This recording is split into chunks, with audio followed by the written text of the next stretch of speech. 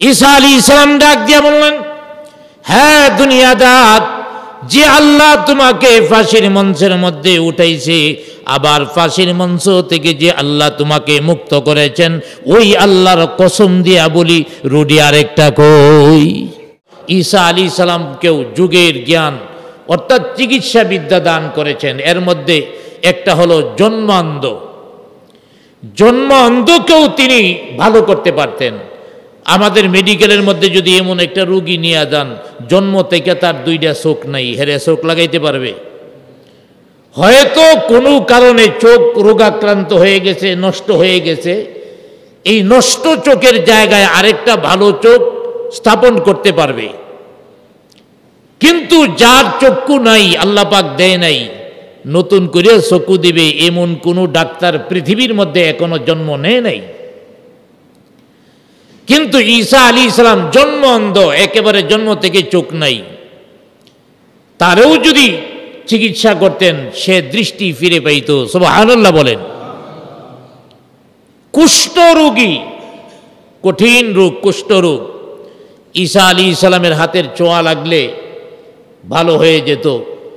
এবং হযরত ঈসা আলাইহিস সালাম সম্পর্কে একটা ঘটনাও রয়েছে। একবার ঈসা আলাইহিস সালাম যাচ্ছে, এক লোক মনে করছে ঈসা আলাইহিস সালাম যাইতেছে, আল্লাহর নবী বিভিন্ন জায়গায় দাওয়াত টাওয়াত থাকে, হয়তো দাওয়াতে যাইতেছে, তার সাথে যাই, তাইলে খাবারের ব্যবস্থাটা হবে। এই লোকের নিয়ত কিন্তু খারাপ, খাবারের লেগে যাইতেছে। ঈসা আলাইহিস সালাম যায়, এই লোক পিছনে পিছনে। ঈসা আলাইহিস সালাম কয়, কই যাও? কয়, হুজুর নিয়ত করছি আপনি আল্লাহর নবী, আপনার সাথেই এখন থেকে আমি থাকবো। আসলে কি নবী হিসাবে থাকবো না খাওয়ার লেগে থাকবো? হ্যাঁ, তো খাওয়ার জন্য যাবে। চলতেছে, গ্রাম পার হইয়া বিশাল মরুভূমির দিকে যাইতেছে।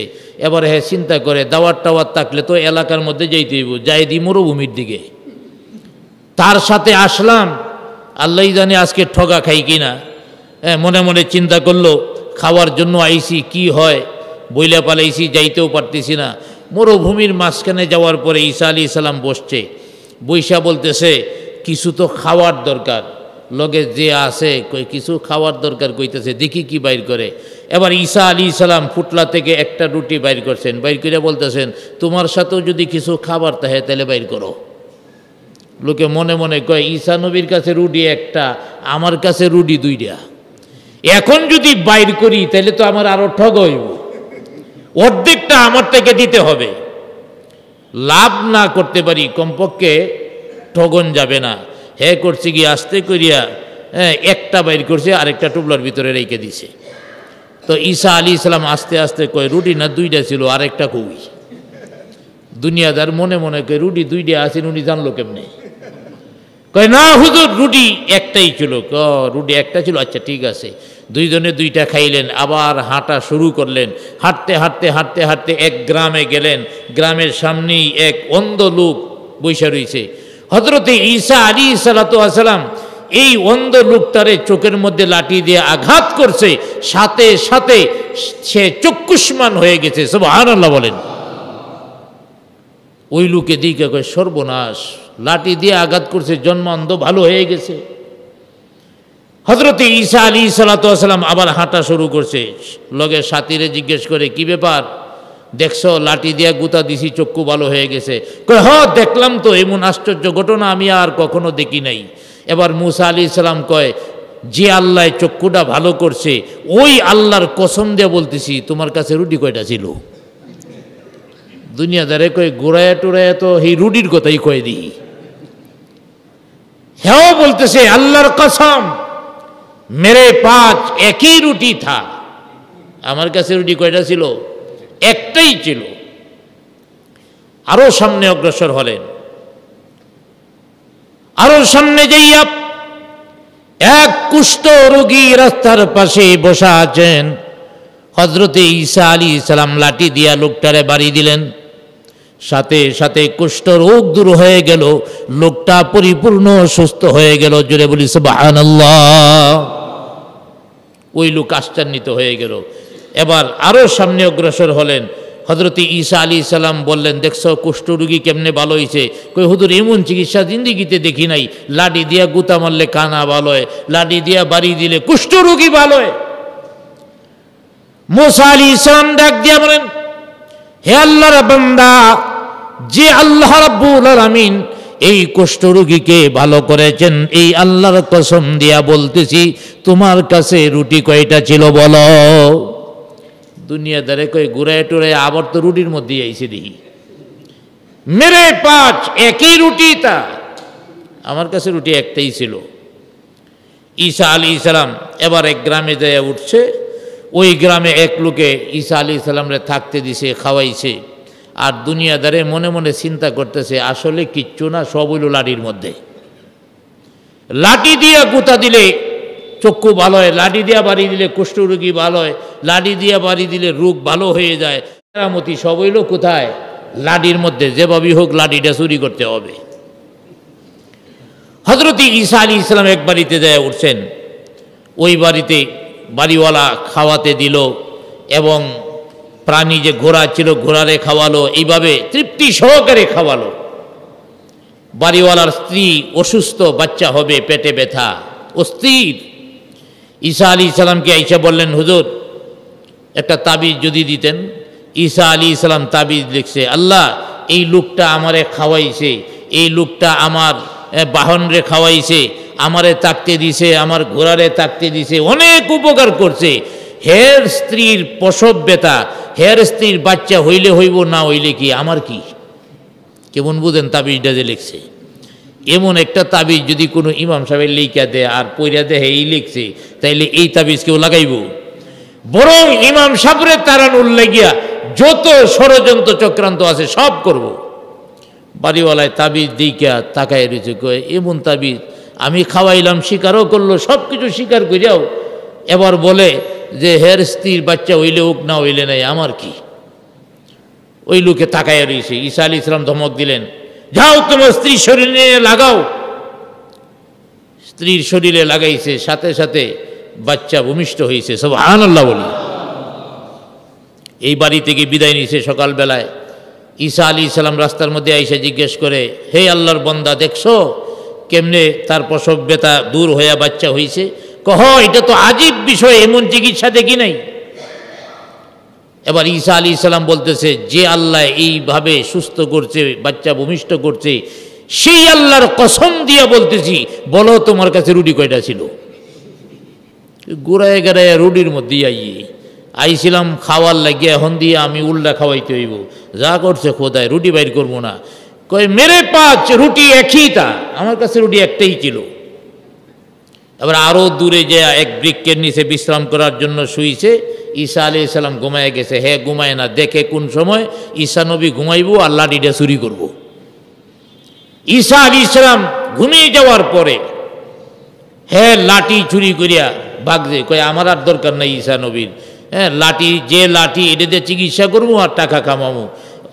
অনেক দূরে চলে গেছে আরেক গ্রামে যাইয়া। এবার হ্যাঁ ডাকাডাকি শুরু করছে, কি আছে, লুলা বালু করবেন, লেংরা বালু করবেন, কানা বালু করবেন, কেমন বুঝেন, সব রোগ ভালো করে দিবে। যায়া দেখে এক বাড়িতে অনেক কান্নাকাটি, অনেক মানুষ। জিজ্ঞেস করে, ভাই এনে কান্নাকাটি কেন? একজনে বলল, বাদশার মেয়ে অসুস্থ, কোনো ডাক্তার কবিরাজ রোগ ধরতে পারতেছে না, যার কারণে মৃত্যুর সম্মুখীন, অতএব এই জন্যে সবাই কান্নাকাটি করতেছে। এবার হ্যাঁ কই, আরে কি বলেন, আমি তো রুগী ভালো করার লেগে আইছি, আমারে সুযোগ করে দেন, আর ভালো যদি করি তাহলে কি দিবে? বলল, ভালো যদি করতে পারেন বাদশাহ অর্ধেক রাজত্ব দেয়া দিবে। সুবহানাল্লাহ বলেন। হ্যাঁ কই, তাইলে ঈসা নবী ঘুমের থেকে উঠে দেখবো আমি বাদশাহ হয়ে গেছি, লাঠি দিয়ে চিকিৎসা করিয়া ভালো করে বলাবে। বাদশার দরবারে দেয়, বলতেছেন আমি ভালো করতে পারবো। ঠিক আছে, বাদশার মেয়ের রুমে নিয়ে যাওয়া হলো। এবার বলতেছে, আপনারা একটু সরিয়া দাঁড়ান। সবাই সরিয়া দাঁড়াইছে, দিছে লাঠি দিয়ে বাড়ি একখান। যাও দম কিছু ছিল, মরে গেছে, এক বাড়িতে মারা গেছে। বাদশা রাগান্বিত হয়ে গেল, নিজ হাতে আমি নিজের শত্রুকে আমার ভবনের মধ্যে ঢুকালাম। বাদশাহ বলল তারে গ্রেপ্তার করো, তাকে ফাঁসি দিতে হবে। দুনিয়াদার বলতে শুরু করলো, আপনারা থামেন, হয়তো একটা কাজ হয় না, আরো দুইটা বাকি আছে। বাড়ি আরো কয়টা বাকি আছে? দুইটা বাকি আছে। এবার উজিররা বলতেছেন, হুজুর মরিয়া তো গেছি, আচ্ছা ঠিক আছে দেখি আরো দুইটা যেহেতু বাকি আছে, যদি জীবিত হয়ে যায়, আর না হইলে তো হেরে ফাঁসি দিবেনি। 2 নম্বর বাড়ি 3 নম্বর বাড়িও দিছে, আড্ডি গুড্ডি যা ছিল সেগুলিও ভাঙছে। এবার বাদশাহ তাকে ফাঁসির কাষ্ঠের মধ্যে নিয়ে ঝুলাইছে, হেরে ফাঁসি দিব। হে ফাঁসির কাষ্ঠের থেকে মনে মনে বলে, ব্যাপার কি, মুসা বাড়ি দিলেই রুগী ভালোই, তো আমি বাড়ি দিলে ভালোই না কেন? হযরত ঈসা আলাইহিস সালাম ঘুম ভাঙছে, দেখে লাডিও নাই, দুনিয়াদারও নাই। চিন্তা করলেন সর্বনাশ, এত দেয় বিপদের মধ্যে পড়ব। খোঁজাখুঁজির জন্যে খুঁজতে খুঁজতে ওই গ্রামে গেছে, যে দেখে অনেক লোকের সুরগুল। কি হয়েছে? কয়েক ডাক্তার আইছিল, লাডি দিয়া ফিরা দিলে নাকি রুগী ভালো হয়ে যায়। লাঠি দিয়ে বেরিয়ে বাদশার মেয়েরে মেরিয়ে ফেলাইছে। এখন তারে ফাঁসির মঞ্চে নেওয়া হয়েছে। ঈসা আলাইহিস সালাম আসতেন, আইসা দেখেন অনেক উঁচুতে ফাঁসিতে বসা। ঈসা আলাইহিস সালাম বলেন, কিরে তুই এত উপরে গেলে গিয়া? হুজুর বিয়াদবি করে ফেলাইছি, আমারে বাঁচান, আমারে রক্ষা করেন। ঈসা আলাইহিস সালাম বলতেছেন, আচ্ছা ঠিক আছে তুই তাক, দেখি কি করা যায়। বাদশারে ডাইকে আনাইছে, বলতেছে, বাদশাহ আপনার মেয়ে তো মারা গেছে, ওরেও ফাঁসি দেওয়া দিবেন, সমস্যা নাই, তবে আমি আরেকটু চিকিৎসা করতে চাই। বাদশাহ কই, তুমি আরেকটু চিকিৎসা করবা? এবার উজিররা বলতেছে, হুজুর এত মইরা গেছি, আপনার মেয়ে মারা গেছে, যদি ভালো না করতে পারে হেরেও একসাথে দুইটারে ফাঁসি দিব, একটু সুযোগ দেন। তো সুযোগ দিছে, সুযোগ দেওয়ার পরে কয় আমার লাঠিটা আনেন। বাদশাহ কয় আবার দিয়ে লাঠি খুঁজে। চিকিৎসা শুধু লাঠির মধ্যেই আর নাই। ঈসা আলাইহিস সালাম বললেন, আপনি নিয়ে আসেন। লাঠি আনা হলো, লাঠি দিয়া বিসমিল্লাহ বলে একটু টুকা দিলেন, আর বলেন কুম বিইজনিল্লাহ, আল্লাহর হুকুমে উইটা যাও। আল্লাহর হুকুমে উইটা শুধু উঠে নাই, লা ইলাহা ইল্লাল্লাহু ঈসা রূহুল্লাহ, সাথে সাথে কালেমা পড়ে ঈসা আলাইহিস সালামের দ্বীন গ্রহণ করলেন। সুবহানাল্লাহ বলে। এবার বাদশাহ বললেন, শর্ত ছিল অর্ধেক রাজত্ব দেয়া দিব তোমারে, অর্ধেক রাজত্ব নও। ঈসা আলাইহিস সালাম বলেন, অর্ধেক রাজত্বের দরকার নাই, ওই যে ফাঁসিতে হেরে উড়াইছেন, শুধু হেরে ছেড়ে দেন, রাজত্ব লাগবে না, ওরে ছাড়েন। তো বাদশাহ অবাক হয়ে গেল, ওর জন্যে অর্ধেক রাজত্ব নিচ্ছে না, যাক ওরে নামায় দিছে। এবার ঈসা আলাইহিস সালাম ওই দুনিয়াদারে নিয়ে আরও কিছুক্ষণ সামনে অগ্রসর হয়েছেন। অগ্রসর হয়ে আবার জিজ্ঞেস করতেছেন, আচ্ছা তোমারে যে ফাঁসির মঞ্চে নিছিল মনে আছে? কই মনে আছে মানে এখনো কলিজাটা কাঁপতেছে, আপনি না গেলে তো কাম হয়ে গেছিল। ঈসা আলাইহিস সালাম ডাক দিয়ে বললেন, হ্যাঁ দুনিয়াদার, যে আল্লাহ তোমাকে ফাঁসির মঞ্চের মধ্যে উঠাইছে, আবার ফাঁসির মঞ্চ থেকে যে আল্লাহ তোমাকে মুক্ত করেছেন, ওই আল্লাহর কসম দিয়া বলি, রুডি আরেকটা কই? এবার ওই দুনিয়াদারে কই, হুজুর কি যে বলেন, আপনি আল্লাহর নবী, আপনার সাথে মিথ্যা কথা বলবো? মেরে 5 রুটি তো একই, তা আমার কাছে রুটি একটাই ছিল। কেমন দুনিয়াদার চিন্তা করেন, এমন দুনিয়াদার আছে না নাই? ঈসা আলাইহিস সালাম চিন্তা করলেন, এই দুনিয়াদারে এইভাবে হবে না, ভিন্নভাবে লাগবে। আরো কিছুক্ষণ গেলেন হাওরের মাঝখানে মরুভূমিতে। এবার ঈসা আলাইহিস সালাম বললেন, 3টা ইট একত্রিত করো। দুনিয়াদারে 3টা ইট একত্রিত করছে। এবার হযরত ঈসা আলাইহিস সালাম 3টা ইটের মধ্যে লাঠি দিয়ে বাড়ি দিয়েছে, 3টা স্বর্ণের ইটা হয়ে গেছে। দুনিয়াদারের চিন্তা কেমন দেখেন, দুনিয়াদারে কয়, হুজুর আমরা মানুষ 2 জন, ইট 3টে বানাইছেন কেন লাগিয়া? চিন্তা করছেন, স্বর্ণ বানাইছে ঈসা আলাইহিস সালাম, হে বাট নিয়ে চিন্তা করে, 2 জন একসাথে চলতেছি, আপনি বানাইলে 4টা বানাইতেন অথবা 2টা বানাইতেন, 3টে বানাইছেন, ব্যাপার কি, আপনি কি 2টা নিয়ে যাবেন নাকি? ঈসা আলাইহিস সালাম বললেন, না আমি 2টা নিব না। কই তাইলে কি আমারে 2টা দিবেন? না, তোরেও 2টা দেওয়া হবে না। তাইলে কি করবেন? যে একটা আমি নিব, একটা তোরে দিব, আর একটা যে রুডি একটা দিতে পারে হেরে দিব। এবার হে গাঁটনি থেকে বাইর করে, হুজুর রুটি তো আমার কাছে একটা আছেই। চিন্তা করছেন, এত কিছুর পরও রুটি বাইর করে না, শেষ পর্যন্ত ইটের জন্য বাইর করছে। ঈসা আলাইহিস সালাম কয়, মিথ্যাবাদী তো দেখছি, তোর মতো এমন ফার্স্ট ক্লাস মিথ্যাবাদী দেখি নাই। অতএব এক কাজ কর, তোরে তো তোর বন্টকে একটা রুটির জন্য দিলাম, আর একটা কয়টা হয়েছে, দুইটা। আর এত ফার্স্ট ক্লাস মিথ্যা কথা বলার জন্য আমারটাও তোরে হাদিয়া দিয়ে দিলাম। তবে শর্ত হলো আমার সাথে আর যাইতে পারবে না। দুনিয়াদারে মনে মনে কয়, আপনার সাথে আর আমার যাওয়ার দরকারটা কি? স্বর্ণের 3টা ইট, আমি তো রাজা হয়ে যাব, আপনার সাথে যাওয়ার জন্য আর দরকার নেই। ঈসা আলাইহিস সালাম যায় এক রাস্তায়, দুনিয়াদার যায় আরেক রাস্তায়। দুনিয়াদারও খুশি, 3 ইট পায়া গেছি। কিছুক্ষণ যাওয়ার পরেই ডাকাতরা আটকাইছে। ডাকাতরা আটকাইলে তো বুঝেনি ডাকাতের ব্যাপার কি। 2 ডাকাতে আয়া আটকাইছে। আটকায়া হেরে বলতেছে, এই কি আছে তাড়াতাড়ি বাইর কর। দেখে স্বর্ণের ইট। এই দুনিয়াদারও আবার সালাক আছে, চিন্তা করছে ডাকাতরা তো আমারে সহজে ছাড়বে না, এর থেকে আগেই বাগদুক করে ফেলাইলে বালা। ভাই আমার কাছে অনেক দামি জিনিস, 3টা স্বর্ণের ইট, আমারে মাইরো না, তোমরা 2 জনে 2টা নিয়ে নাও আর আমি একটা নিয়ে নিই। চিন্তা করছে না পাওয়ার থেকে একটা পাইলে তো কমপক্ষে ভালো। 2 ডাকাতে কয়, স্বর্ণের ইট একটা যদি পাই অসুবিধা কি? আচ্ছা হ্যাঁ না, একটা নিয়ে যাক, অসুবিধা নেই। 3 জনে 3টা ইট। দুনিয়াদার একটা পায়া চিন্তা করলো 2টা সুইটা যাবে, দেখি কেমনে উদ্ধার করা যায়।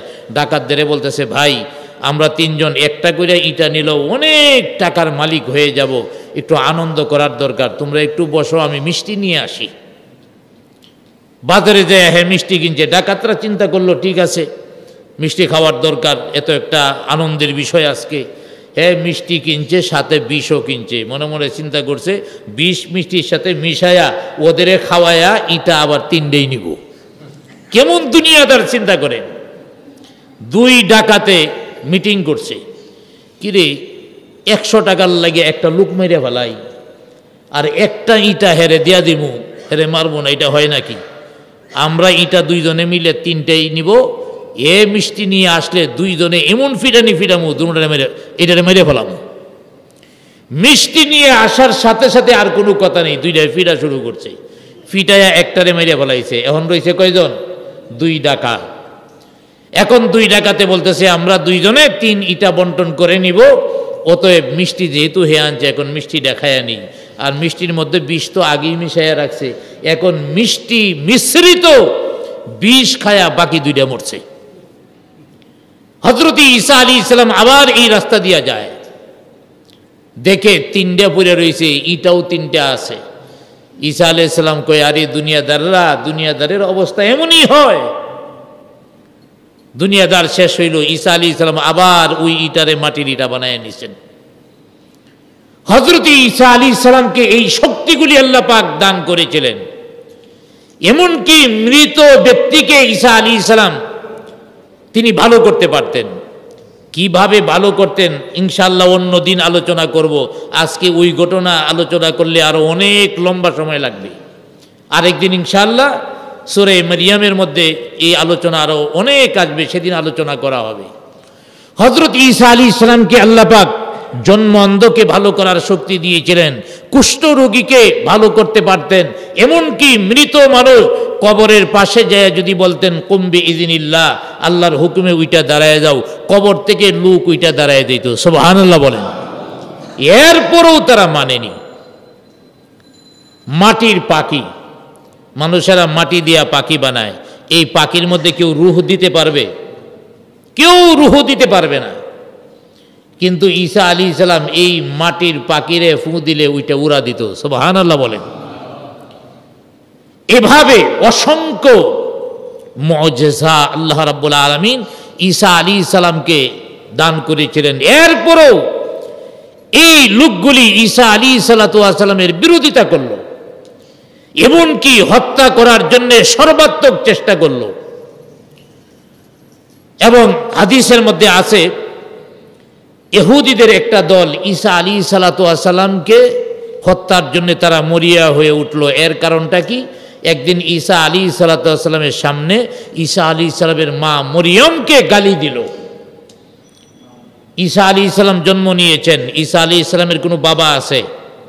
আওয়াজ দিয়ে বলেন, বাবা আছে? আল্লাহ পাক ইচ্ছা করলে সব পারেন। মরিয়ম আলাইহিস সালাম ছিলেন পবিত্র, তাকে গালি দিলেও একজন ইহুদি ঈসা আলাইহিস সালাম কষ্ট পেলেন, তার বিরুদ্ধে বদদোয়া দিলেন। একটা দল গালি দিয়েছিল, এই দলের বিরুদ্ধে বদদোয়া দিলেন। বদদোয়া দেওয়ার সাথে সাথে ইহুদি এই লোকগুলি বানর আর শূকরে রূপান্তরিত হয়ে গেল, বানর হয়ে গেল, শূকর হয়ে গেল, এবং এক পর্যায়ে শাস্তি ভোগ করে তারা মৃত্যুবরণ করলো। এই ঘটনা দিয়ে ইহুদিরা ঈমান আনার দরকার ছিল। ঈমান না আইনা হযরতে ঈসা আলাইহিস সালামের দিকে আরো বেশি কেঁপে গেল। কিভাবে ঈসা আলাইহিস সালামকে হত্যা করা যায়? আল্লামা ইবনে কাসির থেকে একটি ঘটনা বর্ণিত আছে যে এই ইহুদিরা চক্রান্তটা কিভাবে করছিল। তারা দামেস্কের রাজার কাছে গেছে।